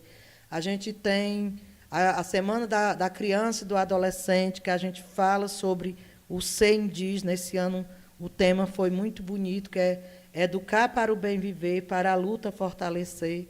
E aí a gente vai trazendo 3 dias, 2 dias, a gente volta para falar um pouco de nós. Quem somos nós, onde nós estamos, como a gente está se organizando, o que a gente tem conquistado. E anualmente, a gente tem o cuidado que a gente só oferta na escola indígena Alto da Catingueira até o 9º ano, lá na escola sede. E do 9º ano em diante, eles vão ou para a escola do campo, na Santana, ou vêm para cá, para a escola Antônio Mota Filho, ou vão para Nova Russas, como a gente tem aluno lá, e eles se espalham no seu Tabosa. E o cuidado, né, dessa nova realidade que eles vão viver, deles não deixar se apagar ao dizer que pertence a um povo indígena. A gente já começa, sempre nas nossas conversas, a gente traz isso, e principalmente esses que estão concluindo o 9º ano. Cuidado. Pelo contrário, leve a história do seu povo, chame para vir a comunidade visitar, fazer um intercâmbio. Conhecer, né? Conhecer, né? Conhecer um pouco de como funciona o nosso currículo, né? E aí, né, e principalmente de não recuar quando sofreu um preconceito. Quem está nos assistindo daqui é a Margarida, esposa do Gênio. Estou acompanhando aqui, mande um abraço aí, Luiz, para a Tainá, a Margarida, diga ela que eu amo a Margarida, aliás, que eu amo a Elisa, uma pessoa muito especial do meu coração. Margarida e Gênio são pessoas incríveis também, que a gente tem um grande carinho, admiração. Gênio, sempre na luta, né, buscando as melhorias das comunidades, né, está aí sempre na luta. Um abraço, Gênio, né, Margarida, né, tá mandando um abraço para você, Tainá. Aproveitando o gancho, Elisa, sabemos que tudo numa comunidade conquistado na base da organização. A organização, ela é tudo dentro de uma comunidade, né? Quais as conquistas mais importantes da aldeia que transformou, que mudou a vida daquele morador, né? Nos antepassados que vocês precisavam, mas era perseguido, não conseguia, e hoje, né, vocês conquistaram, né? Estão, né, usufruindo dessas conquistas hoje dentro da comunidade Aldeia Viração, com a organização da comunidade, né, indígena de Viração. Dizer que a palavra organização é uma palavra bonita de se ouvir, mas, gente, o quanto é difícil de se viver todos os dias, né? A gente se considera uma comunidade organizada por o que a gente já tem alcançado, pelo que a gente já tem vivido, mas é muito difícil, né? A gente, às vezes, quer alcançar o 100%. Nunca. Porque você, na hora do direito, é 100%. Uhum. Na hora do dever, não é 100%. E isso a gente tem visto, né? Desde de 2001, né? 2000, quando a gente começou, né, a alavancar para as nossas conquistas. Como eu já disse, a primeira grande conquista foi a energia, e depois veio a internet, né, a comunicação com o mundo, né? Depois a água, a saúde indígena, o acesso, né? Assim, o acesso à nossa ladeira só ia lá quem tinha negócio para resolver. Uhum. E se fosse urgente, porque se não fosse, não ia não, voltava do pé da ladeira. A dificuldade para chegar lá, né? Era só, no período do inverno, ela ficava só na pedra e buraco. Então, era só nós mesmo quem fazia esse acesso. E depois a gente... Isso é fruto da nossa organização, da nossa coletividade. Eu digo que o voto coletivo, ele não... às vezes a pessoa vendeu o voto. O voto, ele é um efeito. A consequência de um voto coletivo é a conquista, né? Porque voto coletivo é diferente de voto individual. Uhum. E é assim que a gente pensa. E aí, com isso, com esses nossos votos coletivos, a gente conseguiu o calçamento, ficou maravilha, e depois, como a gente chama, a pista, né? E está lá, né, a nossa ladeira na pista, né? Asfaltada, né? Asfaltada. E, sem dúvida, é um grande ganho para o nosso povo, porque, às vezes, as pessoas deixavam de fazer negócio, de visitar, por conta... A primeira coisa era a ladeira, que nem é uma ladeira, é um alto. Né? Que a gente vê ladeira por aí, a gente se assusta. E aí, o que acontece? Vieram todas essas conquistas. Hoje, vale salientar que a gente tem a cozinha comunitária na Aldeia Viração. Então, assim, as famílias recebem a sua marmita dia a dia. E, sem soma de dúvida, isso é dignidade. Sim. Isso é conquista importantíssima. E eu não vou querer aqui comparar, mas, né, quantas comunidades também necessitam disso e ainda não chegou esse programa, essa política tão importante, né? Às vezes dá vontade da gente... A gente sabe que tem uma distância, né? Então, dá vontade da gente mandar para o outro lado, mas não dá, né? Porque, por conta da distância. E aí, a gente também tem criado, na Câmara, né, de Vereadores, 2 leis muito importantes. Primeiro, a lei, né, que reconhece a presença de povos indígenas no município de Tamboril. E a segunda lei é a lei que reconhece a presença de povos indígenas, Potiguara e Tabajara, cada aldeia. Aldeia Viração, aldeia Sítio, e aí vai sendo dito. Eu posso ir hoje lá na Coelce, e dizer assim, ó, eu quero que coloque aí, atualize o meu endereço, porque hoje é povoado Viração, né? Atualize o meu endereço como Aldeia Viração. E está lá, vai lá e atualiza como Aldeia Viração, Aldeia Sítio, as aldeias Tabajara da Serra, todas elas são contempladas com essa lei. Essa lei foi efeito, né, da nossa mobilização na Semana Indígena, que sempre a gente combinava em parceria com o vereador Giovanni, em um momento, ou na Câmara, na maioria das vezes na Câmara, aconteceu um momento virtual, por ocasião da pandemia, e houve um momento assim, muito riquíssimo, que a gente conseguiu até trazer modalidades, né, de jogos indígenas e tudo mais para o estádio.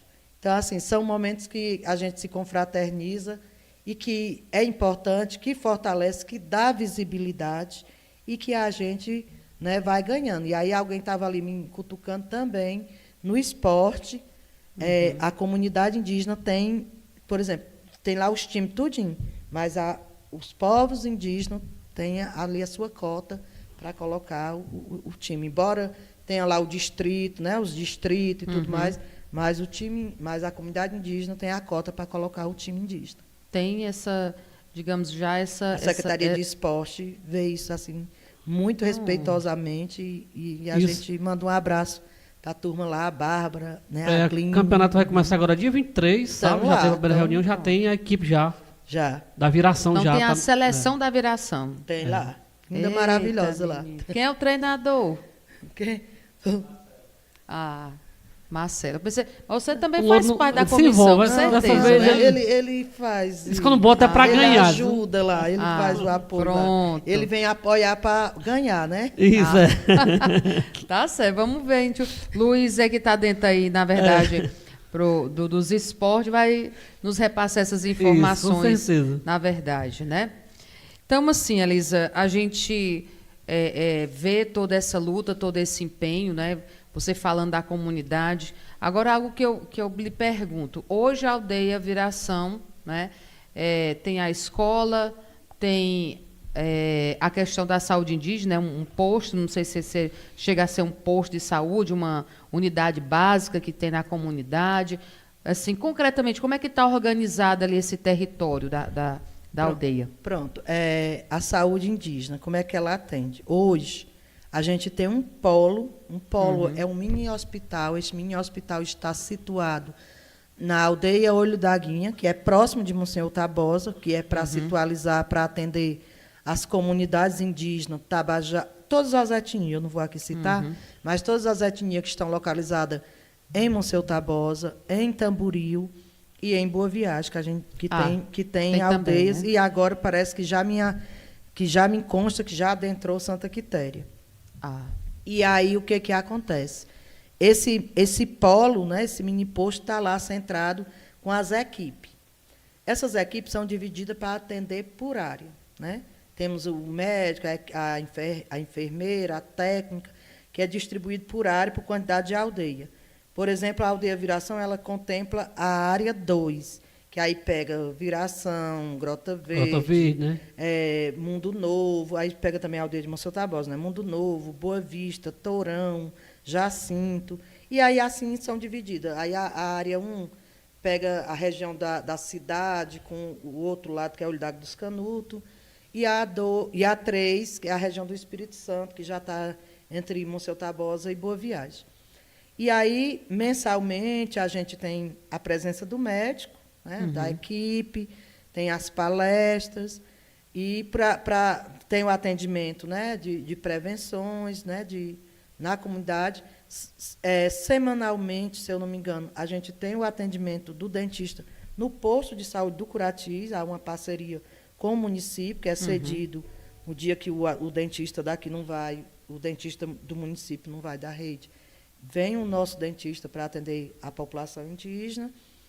E também tem um dia que atende na comunidade, e também a gente pode se deslocar para o polo para ser atendido com todos os atendimentos lá, dentista, as prevenções. Tem agente de Edemias, né? Tem o agente de Edemias. Ele tem parceria com a gente aqui na Grota Verde. Pronto, né? Que vem para os cuidados lá com os animais. E aí, uma coisa importante e interessante também é a questão dos transportes, né? A gente tem o carro de paciente. O carro é de urgência e emergência. Esse carro hoje são 3 carros, né, porque atende cada área dessa que eu já citei. E aí, você precisou, uma urgência aqui, o menino caiu de moto, aconteceu um acidente, não sei o quê. O carro vem e traz. Ou então o menino vai ser transferido, vai para uma consulta em Fortaleza, vai fazer um exame, Aí ele vem deixar até aqui no hospital, na Secretaria de Saúde, para a gente seguir daqui. Então, na verdade, tem toda uma organização também, né, dessa funcionalidade da educação, da saúde, dentro da própria comunidade também, que favorece não só quem está, digamos, propriamente dito dentro da aldeia, mas também as outras que já têm uma certa ligação, é isso? E aí a gente tem o agente de saúde indígena, né, que acompanha as famílias indígenas, mas é importante destacar também a parceria que a gente tem com a Secretaria de Saúde do município. A gente tem visitas, né, do pessoal, a gente tem o Alcides hoje, que é o agente de saúde da área lá, mensalmente ele passa na escola. Alcides é grande, é? Isso, Alcides lá do Monte Alegre. Ele é o agente de saúde que contempla aquela área, né? E ele passa mensalmente, e aí ele vai fazer as visitas, mas ele vem na escola, ele faz palestra, ele faz roda de conversa com a gente. E ainda tem a parceria, né, do pessoal do NAP. Isso, NAP, do NAP. que tem ido lá na escola. Olha que maravilha. Tem feito palestra belíssima, a gente foi contemplado com a sala do AE, né? Elas ficaram encantadas, até disse que ia carregar uma delas para a gente lá, porque a gente não compreende. A palavra é essa. São materiais riquíssimos que quem compreende, quando vê, a gente vê que fica encantado. E a gente vê como um material comum. Né? Então, para quem compreende a finalidade daquele material, vê com outros olhos, com outro encantamento. E aí a gente até firmou uma parceria de um momento desse, a gente poder, né, tá tendo esse momento do uso do equipamento. De como usar. De como usar, verdade, de como bem pedagogicamente esse equipamento. Né? E também a gente recebeu a coordenadoria da mulher, né, da Câmara Municipal. E, de vez em quando, está uma turma lá boa, fazendo esses momentos com a gente. Somando, né? Somando com a gente. A Secretaria de Educação foi para a formação também. Foi dar uma formação aos professores por área, né, na questão do programa do Mais Pai, que todos os formadores foram até a escola, fizeram essa formação. E tem nos ajudado aí a, cada vez mais, fazer o nosso melhor, né, pedagogicamente. Porque, às vezes, é perguntado, vocês trabalham o quê? A gente trabalha tudo e um pouquinho a mais, porque a gente trabalha a história do nosso povo, a valorização, a visita aos locais sagrados. Então, onde a Maria caiu hoje, lá tem uma cruz e tem um local que, anualmente, a gente vai lá, faz um momento de espiritualidade, canta, faz piquenique, traz os nossos rituais. E aí são, para nós, locais sagrados. Lisa, você que é uma pessoa que está sempre ligada aos movimentos, quais os seus planos pessoais, né? A curto prazo, a longo prazo, o que a Elisa planeja conquistar, buscar, tanto para você também como para a comunidade, né? Assim, né? Primeiramente dizer, né, que eu sou pedagoga, né? Uma das professoras que passaram e que eram coordenadora era a Ciandra, e foi uma pessoa que eu aprendi muito. Até, de uma certa forma, no movimento, a gente aprende escutando e observando, e a nossa criticidade, a nossa forma de entender é muito também do comportamento das pessoas, de como elas agem. E aí hoje sou pedagoga, sou pós-graduada, né, em gestão, especializada em gestão, e com ênfase em coordenação, e tenho a licenciatura intercultural indígena, o CUABA, né, que é uma licenciatura que é oferecida especificamente para professores indígenas. E, assim, olhar para a aldeia Viração, olhar para a comunidade e olhar para mim, né, para a minha família, eu acho que eu me construo cada vez mais quando aquele povo também se constrói, quando eles cada vez mais adquirem dignidade, quando cada vez mais eles se organizam. Porque é uma luta da gente, a organização. E a organização em todos os sentidos, em todos os âmbitos. Né? Da gente ver o povo com um sentimento de pertença. Que a gente acredita que a escola indígena nasce da luta para a luta. Então, em torno de um nome. Por quê? Porque a gente acredita que a organização começa por aí. Questão do voto coletivo, né, que você mencionou. Do voto coletivo.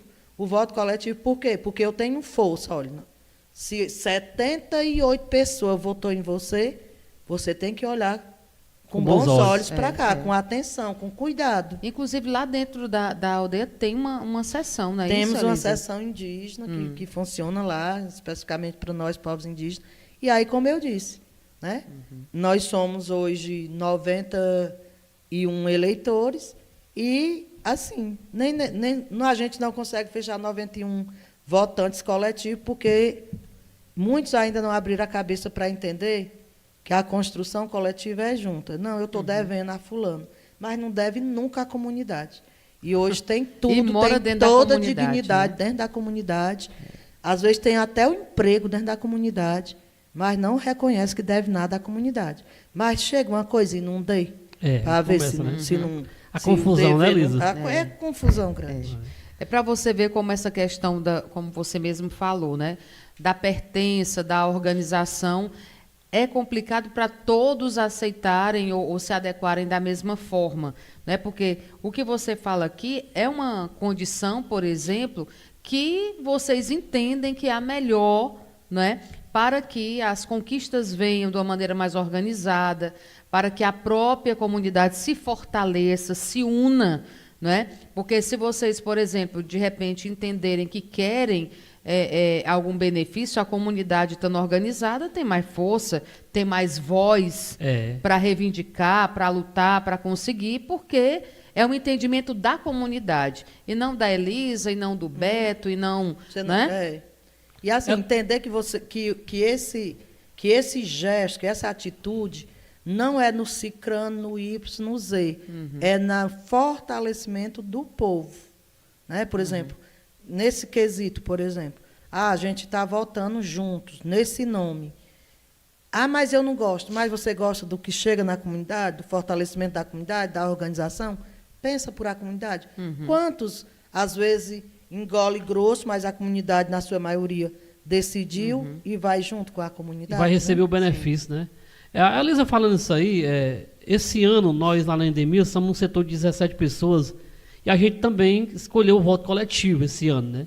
E para explicar, para entender essa importância do voto coletivo, pela primeira vez isso aconteceu aqui dentro de um setor, dentro da cidade. Porque a gente passou a entender que, unidos, né, nós ia ter mais voz para conquistar. E as conquistas nossas passou, né, a chegar mais para nós a partir do momento que tivemos esse entendimento, né?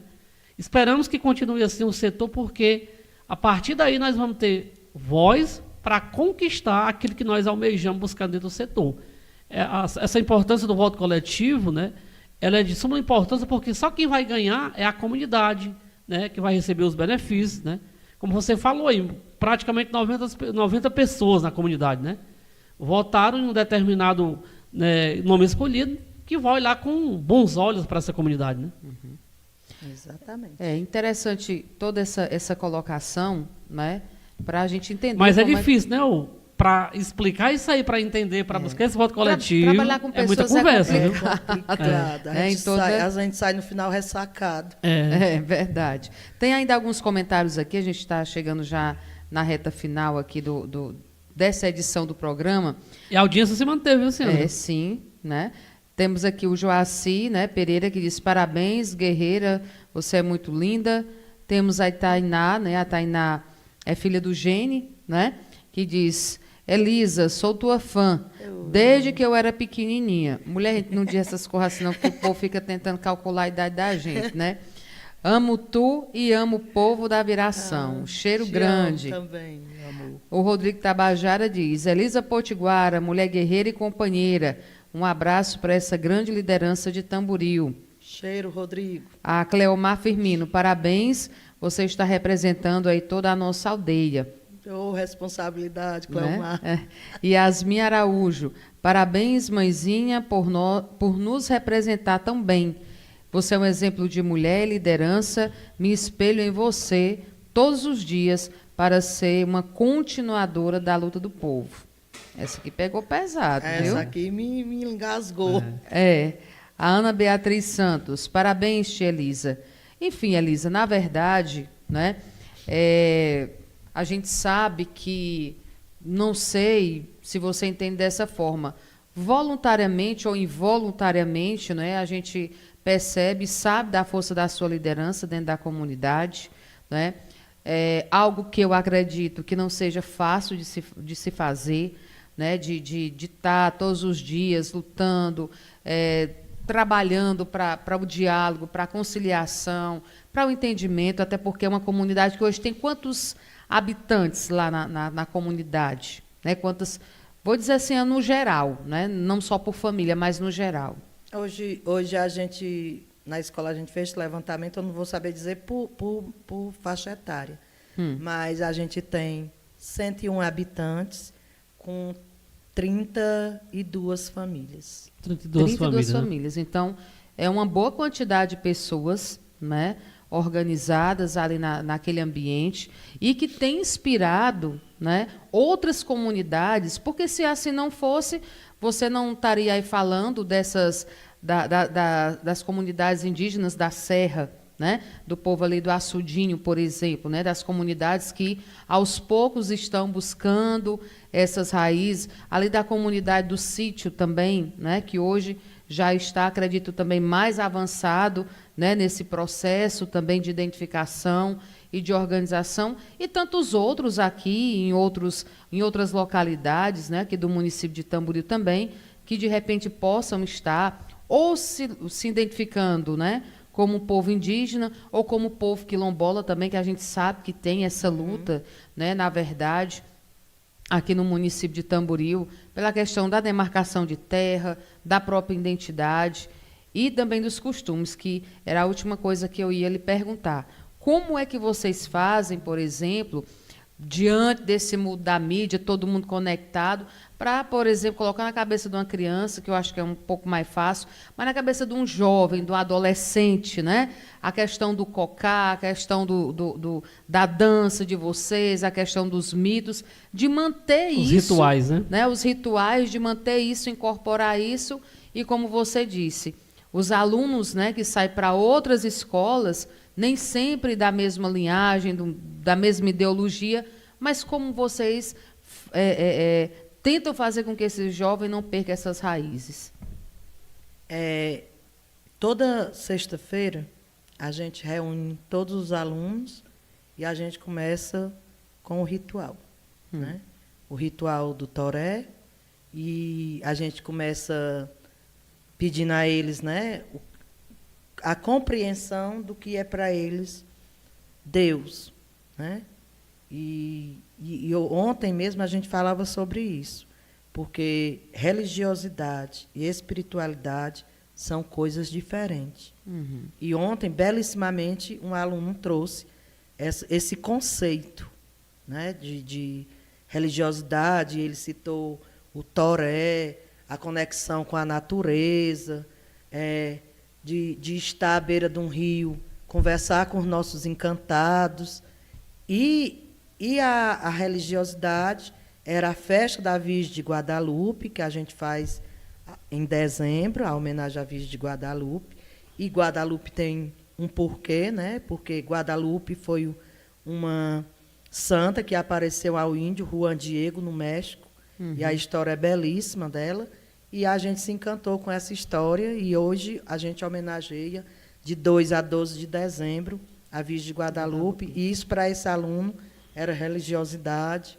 A religiosidade é a celebração aos domingos, a oração do terço, porque, como eu já disse no início, a comunidade, nosso povo, é uma comunidade historicamente com valores religiosos católicos. Né? E todos, hoje, lá na aldeia, todos se identificam como católicos. E aí a gente conversou, olha, nenhuma religião pode tirar de nós o que a religião fez com o nosso povo. Se a gente acreditar na força da oração de um pajé, cacique não, porque cacique é só uma liderança, de um pajé, de um curandeiro, nenhuma igreja pode tirar de nós. A dança do toré, nenhuma igreja pode tirar de nós, porque isso é espiritualidade, é nosso. a religiosidade ela pode agregar, ela pode acrescentar, mas ela não pode anular o que a gente já acredita. E a gente conversava isso com eles, mas a gente vê, né, que os jovens, as crianças puxam, cantam, ficam assim empolgados, mas os jovens, a gente sente, né, uma certa desconexão, né, de cantar, de dançar. Eles gostam de cantar aquelas músicas mais movimentadas, mas se for uma mais de conexão, eles já não dão muita atenção. E aí a gente tem essa preocupação. Anualmente, o SESC Iparana, em Caucaia, ele promove um movimento chamado Herança Nativa. E a gente é convidado para participar. Quem participa desse momento? Indígenas do estado do Ceará, quilombolas, povo de terreiro, reizado, tudo que é cultura que possa existir do sertão se apresenta no SESC Iparana, nos períodos, agora aconteceu no período de sexta a segunda-feira, agora que passou. E aí a cultura viva está lá. E a gente tem tentado levar os nossos jovens para lá, né, para viver. E a gente tem também cultuado na nossa aldeia a questão da volta da presença do pajé, né? E hoje a gente tem lá na aldeia uma pessoa que a gente considera, não é o pajé da reza, mas é o pajé da cura, porque a medicação tradicional, a medicina tradicional, em todos os aspectos, é com ela mesmo. Você chega com a dor, você chega colocando alguma situação de problema de saúde, ela sabe o que lhe indicar quando ela já não tem feito. E o quintal dela, assim, é um canteiro vivo das plantas medicinais. Então, a gente considera ela a nossa pajé hoje, né?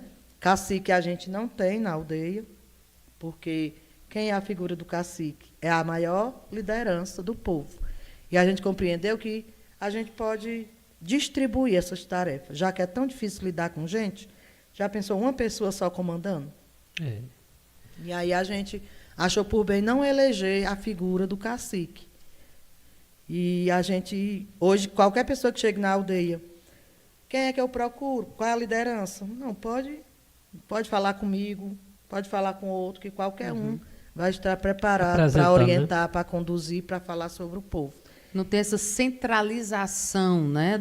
É esse daqui que resolve. Não, qualquer... Né, é tanto que o primeiro local que as pessoas procuram na aldeia é a escola. Elisa, você é uma pessoa bastante influente na comunidade, bastante conhecida. Você nunca recebeu convites para disputar algum cargo político? Ou já pensou em disputar algum cargo político no município de Tamboril? Na verdade, é uma luta e uma defesa nossa do movimento indígena, da gente colocar, cada vez mais fortalecer a bancada do COCAR. E a bancada do COCAR também se faz com representantes indígenas. E esse último pleito, a gente tentou, né, pleitear um nome.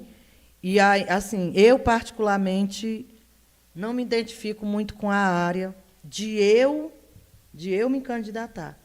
Mas eu me identifico com a área de articular, de conversar, de convencer, de colocar as propostas. Eu gosto disso. Mas esse papel central de eu ser aquela pessoa, não, assim, claro que foi coagitado meu nome, eu disse, não. Se for para sair na madrugada, na noite, no dia, no meu feriado, no meu sábado, no meu domingo, eu vou, aonde for preciso. Mas esse, para mim, não. Eu ajudo a construir. E o nosso projeto não acabou. Pelo contrário, ele está sendo construído, a gente precisa, a nível estadual, a nível nacional, colocar pessoas para representar nós, povos indígenas, que saibam, né, quais são os nossos gritos, quais são as nossas potências, e no município não será diferente. Se Deus quiser, a gente vai conseguir algum guerreiro, alguma guerreira, que a gente possa colocar para nos representar. Para representar, né? Chegando quase à reta já final, se vocês têm alguma pergunta, vai trazer a agenda aí, que nós vamos ter uma rodada também com os vereadores eleitos a partir de agora, né? É verdade, né? E já aproveitar tem 2 anos esse confirmados, gancho né? aí da questão política, mas... Só pediram muitos eleitos aí. É Tá verdade. certo. Mas é importante, assim, você falar, Elisa, porque a gente sempre fala na questão da representatividade, né? E nada melhor, né, de ter alguém realmente já bem de dentro desse movimento para trazer, como você diz, essas demandas também. Não que não tenha nenhum dos vereadores, por exemplo, eleitos, né, agora já para esse próximo mandato, que não venha a se Carregar a bandeira, identificar, né? ou levantar a bandeira, na verdade, da questão dos povos, né, tradicionais aqui do município de Tamboril, que eu acho que isso aí é uma questão também desses próprios políticos se identificarem, né? De saber, eu venho da onde, a quem eu represento de fato, né? Então, isso, na verdade, é uma identidade que não é só a população, né, que busca para a questão da efetivação do voto, como o próprio político também. Né? Mas não é só utilizar isso no momento de campanha, mas utilizar isso no momento realmente de ação, de execução do seu mandato, né? Para que possa, de fato, corresponder às expectativas, né? Do qual a categoria ou a população, enfim, que ele diz representar, de fato, fazer esse trabalho.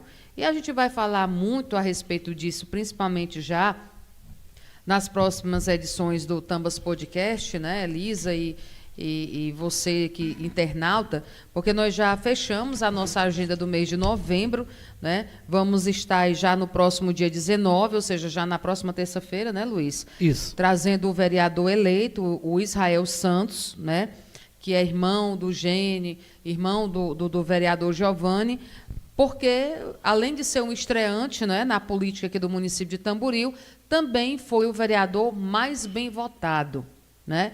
E a gente quer conhecer, né, e justamente fazer esses quesitos, né? Quais são suas bandeiras, né? Qual será a perspectiva do seu trabalho, na verdade, né? O que você já tem olhado, já tem, né, percebido.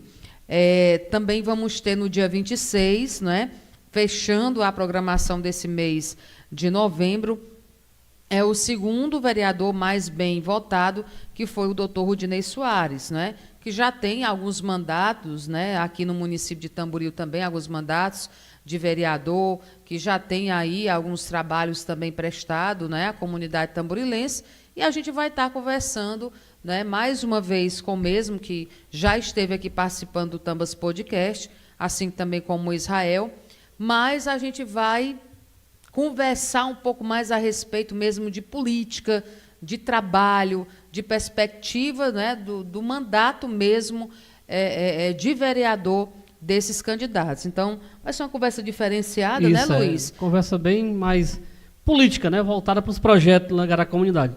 E o Moisés já confirmou também, Lucas, aí para a primeira terça-feira de fevereiro também, viu? E a gente vai trazendo aqui... Isso, ou de... Eita, mas ele já deu um já pulo aí deu de um piloto, 2 né? meses na frente. De dezembro, viu? E a gente aos poucos vai trazendo Luiz. os demais aí. Só lembrar que a gente vai estender o convite a todos, de acordo aqui com as datas que vamos ter depois desse fim de ano, né, Sandra?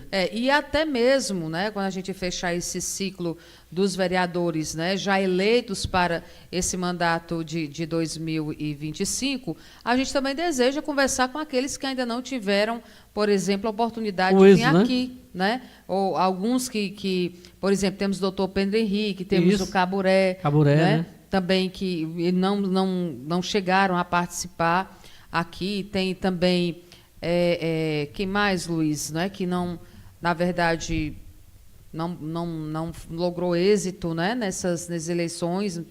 O Didi também, né? São pessoas que têm toda uma história também na comunidade tamborilense, e o nosso desejo é esse, trazer esses tamborilenses para contar um pouco da sua história, esses em específico, né? A questão da sua própria trajetória política e as perspectivas para o ano de 2025, né? Como também a gente vai encaixando também outros nomes aqui do nosso município de Tamboril, que tem ganhado aí destaque, inclusive alguns jovens também tamborilenses que estão fazendo o seu nome na área da saúde, na área da educação, do empreendedorismo, não é? Acho que, por exemplo, um nome que poderá voltar em breve aqui, a gente pode fazer um convite, né? Nós temos já alguns nomes, como doutor Lindivaldo, né, que a gente já tem tentado, mas por conta de agenda ainda não conseguimos. O próprio Gerardo Scott, que agora está aí com 1 milhão de seguidores. Nós temos, acho que o Gerardo Scott foi o nosso segundo convidado, né? Isso, o agora nosso segundo já convidado dá pra aqui trazer do agora, Tambas né? Podcast, já está com quase Estive 3 lá anos, no né? evento de comemoração do 1 milhão, por sinal, né? Bem emocionante as Fiquei falas da esperando família. meu convite. Né? Detalhe. Mas, enfim.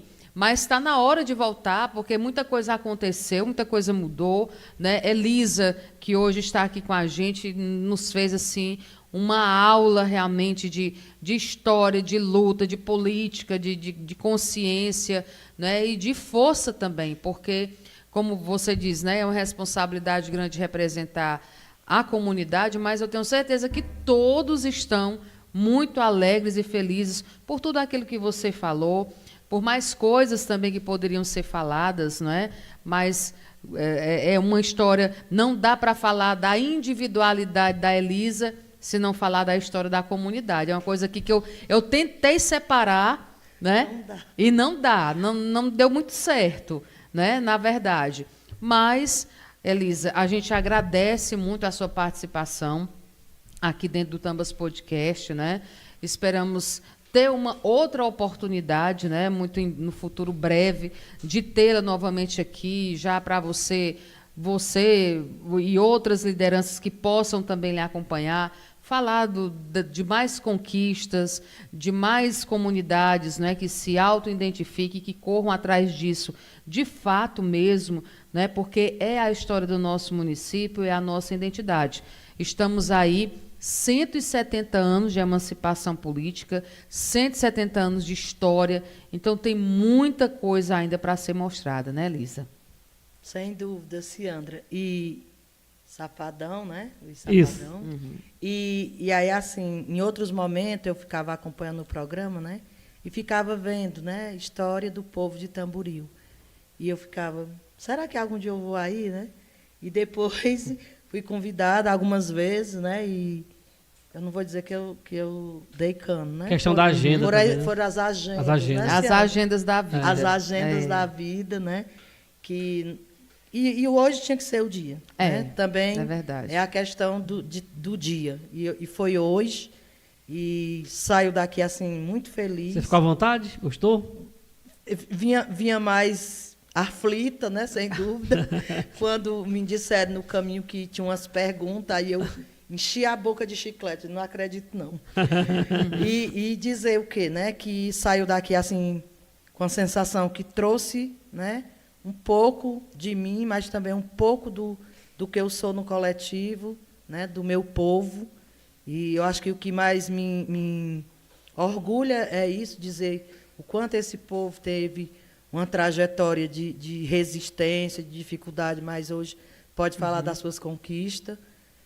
E agradecer. Acho que a palavra é essa, gratidão a vocês por, né, achar importante que, nesse momento, né, alguém que pertença a um povo, aos povos indígenas, que possa representar, que possa falar desse povo, e que outros, né, lideranças, que a gente está aí com um movimento cheio de lideranças potentes, possa também trazer, né, essa mensagem, né, do nosso povo, que, sem dúvida, como a Ciandra disse, a gente não consegue falar tudo. Às vezes vem uns relapsos de memória e você não consegue falar tudo. Mas, sem dúvida, eu acho que eu deixei aqui um pouquinho de nós, do nosso povo. Obrigada. Foi muito bom mesmo. Elisa, a gente mais uma vez quer agradecer a você, né, por ter vindo aqui, ter partilhado essa história tão bonita, na verdade, e deseja, como já disse, no futuro breve, você voltar novamente aí com mais conquistas, né, com mais pessoas se identificando e abraçando, na verdade, essa identificação também tão importante, né, para a nossa população tamborilense. Isso no geral. Então, muitíssimo obrigada a você, abraçar todo o pessoal lá da comunidade da Aldeia Viração, abraçar, na verdade, todas as pessoas, né, que são dos povos, que compõem a população do povo tradicional, dos povos tradicionais aqui no município de Tamboril, indígenas, quilombolas, né, sobretudo, que nós temos pessoas, né, maravilhosas aí, que fazem parte também dessas duas identificações, desses dois movimentos. Então, abraçar e agradecer mais uma vez. Agradecer a presença da Elisa, né? É uma mulher batalhadeira, né? Que sempre aí buscando as melhorias da comunidade, né? Desejar toda sorte para você do mundo, continue, né? Nesse pensamento de coletividade, buscando as melhorias da comunidade. Agradecer o Louro, né? Que está aqui também. E as meninas que vieram acompanhando aí, que estão aqui no camarote, né? Pois são todas duas suas filhas, ou não? É a Nora já. Uma já é Nora, né? Menino? Eu acho que é só eu que estou com medo mesmo de aparecer os noros lá em casa. Né? Nem a Nora, é os noros, né? Como dizia o vovô, a safra chega cedo agora, viu, chega e lá em casa está chegando. E os meus cabelos ficando brancos, né? Mas... Por que o meu estão assim? Os seus já estão bem, né, encaminhados. Os meus estão meio caminhandados. E prepara as barbas também, viu, Luquinha? Vai demorar um pouco, mas teu dia também chegará. Não demora nada, chega já.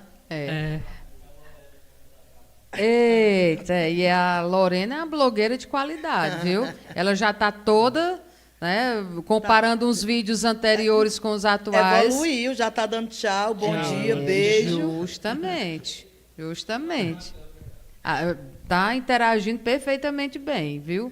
Então, assim, Elisa, mais uma vez agradecer a você, agradecer as suas companhias que estão aqui também, abraçar todos os nossos internautas, né, dizer que na próxima terça-feira nós já vamos dar início, né, essa edição de programas relacionados mais ao meio político aqui do município de Tamboril, mas isso não quer dizer também, né, que a gente tendo uma oportunidade de encaixar uma outra personalidade aqui do nosso município, né, durante esse mês de dezembro também, sobretudo, que o pessoal está vindo, passar o fim de ano, né, aqui no nosso município, passar a virada de ano aqui mais próximo da família, a gente também não consiga trazer outros nomes, né, que a gente até falou aqui e que a gente deseja trazer também nas outras edições. Então, pessoal, uma ótima noite a todos, né? Tambas Podcast está de volta aí com força total para a gente continuar esse importante projeto aqui para o município de Tamboril. E dizer mais uma vez que essa live, né, do programa de hoje, especificamente com a presença aqui da nossa amiga Elisa, é uma live, né, que é a nossa contrapartida da Lei Paulo Gustavo, onde na nossa proposição a gente quis justamente fazer esse resgate da história dos povos indígenas aqui no município de Tamboril, e tão brilhantemente a gente contou com a participação da nossa querida Elisa. Mais alguma coisa, Safadão? Dá uma boa noite aí pro povo. Só agradecer a todos aí, terça-feira estamos de volta, até terça-feira, se Deus nos permitir. Muito obrigado a cada um que esteve com a gente, né? Então, gente, boa noite. Tchau, e até tchau. a próxima terça.